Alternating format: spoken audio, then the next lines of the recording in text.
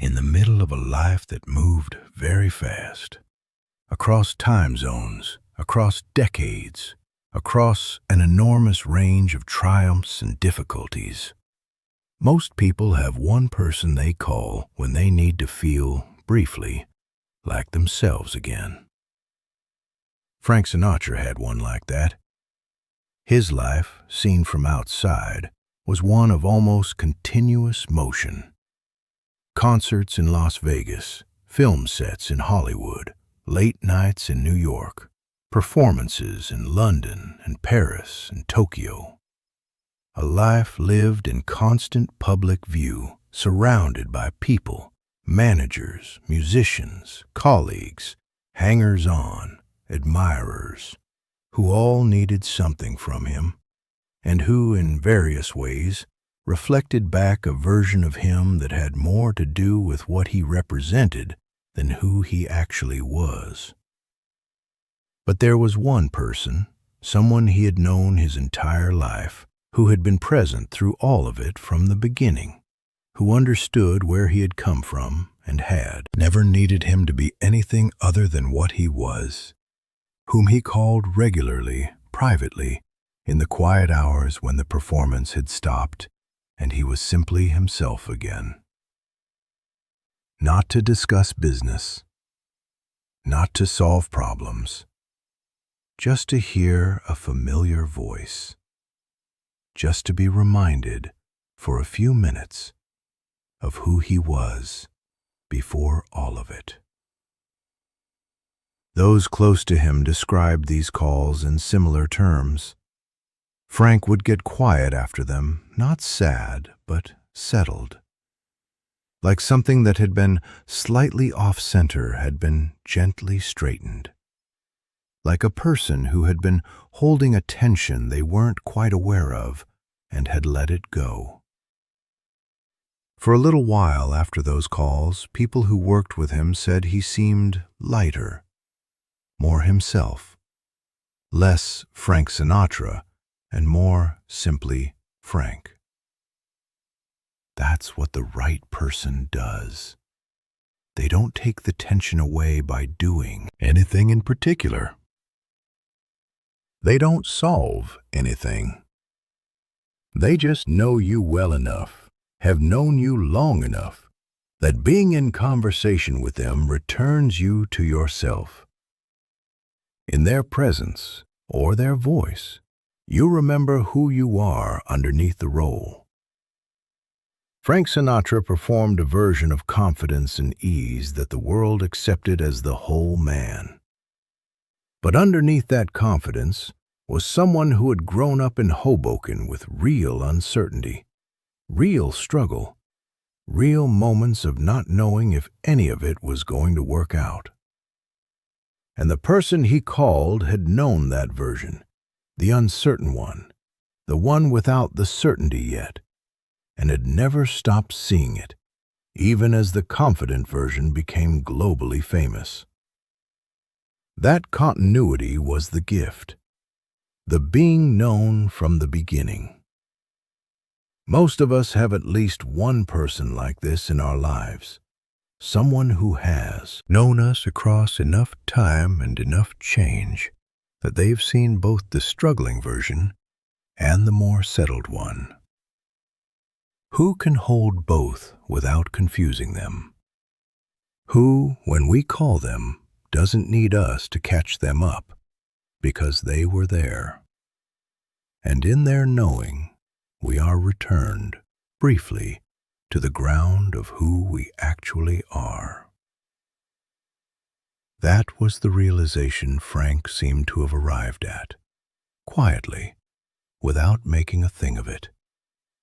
That this person and this kind of relationship was not optional, not a luxury for the quiet seasons, a necessity, something that made the rest of it sustainable. Maybe you've felt that too. Maybe there is someone in your life who serves that function. Someone who knows you from before or from across enough of your life that they carry a fuller version of you than almost anyone else you currently spend time with. A sibling, an old friend, a parent who is still here, a cousin or neighbor from years ago, or someone from a chapter of life that feels distant, but whose voice still does something particular to you when you hear it.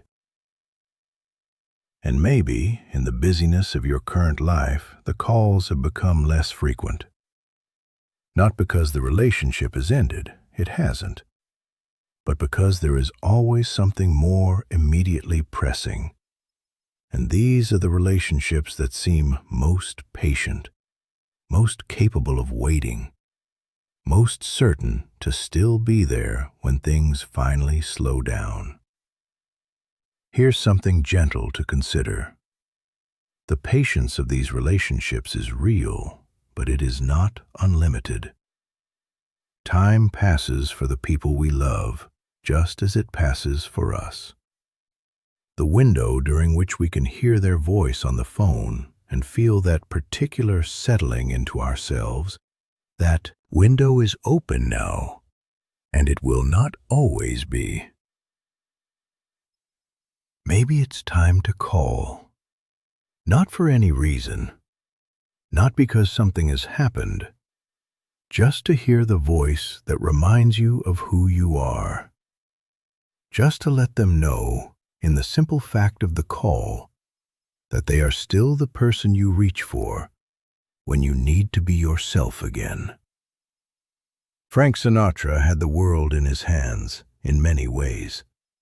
Audiences who loved him, colleagues who admired him, resources that gave him access to almost anything he wanted.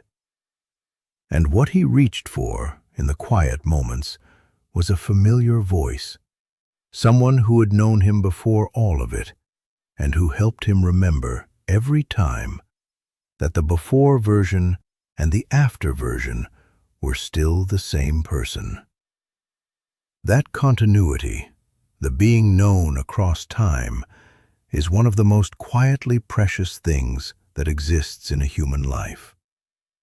It can't be bought or built quickly. It accumulates the way trust does, slowly, through shared experience, through the particular texture of a relationship that has survived real time and real change. And once you have it, it needs to be tended, not dramatically, just regularly.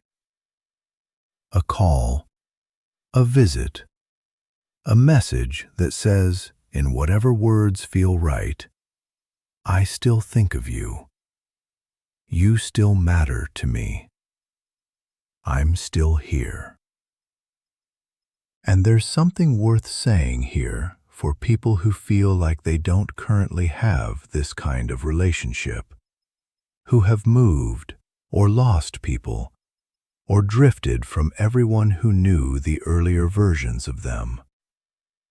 The absence of it is a real loss, worth acknowledging rather than pushing past, and also worth slowly rebuilding if the materials are there.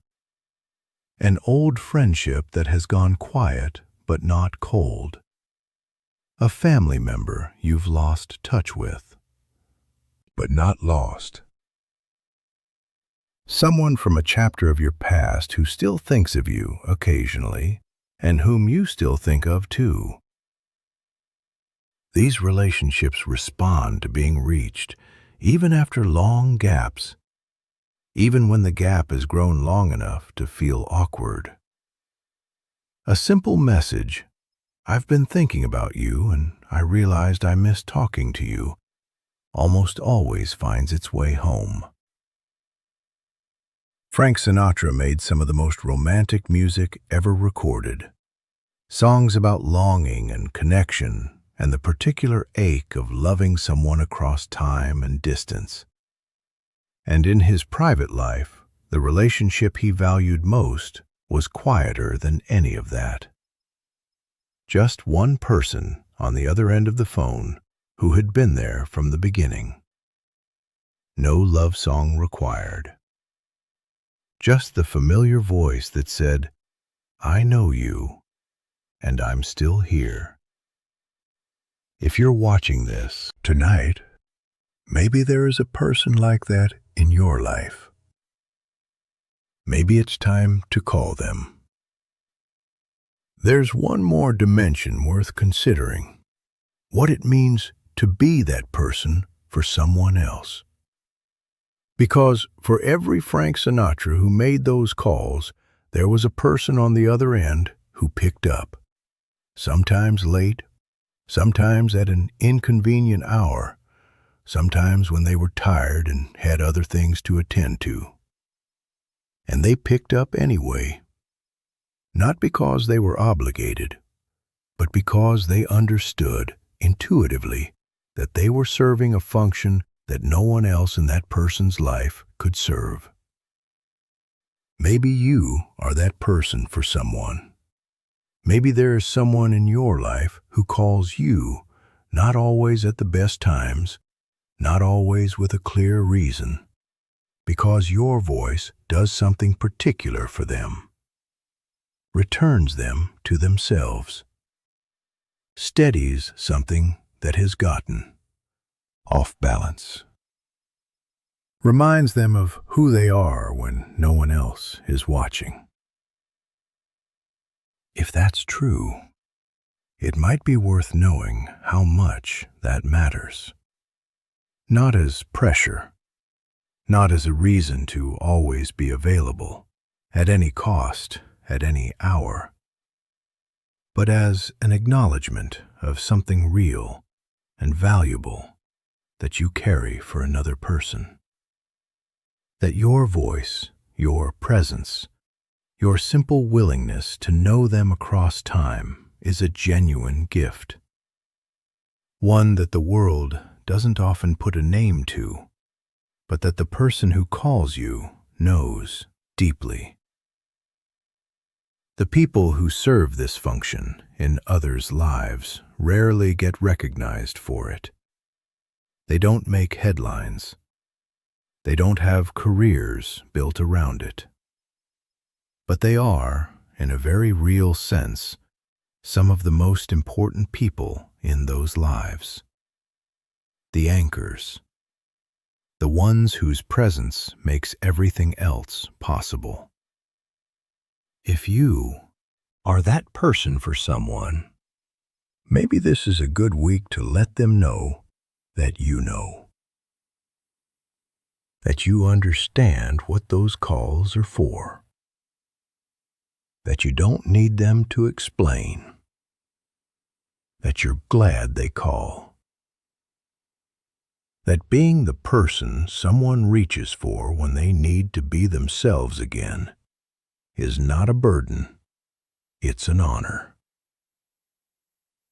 Most people who receive that message, who are told clearly by someone they love that they are valued for exactly this quiet, unrecognized function, are moved by it in ways they didn't expect. Because no one has ever said it out loud before. Say it out loud this week. To the person whose voice anchors you, and to the person whose voice you are.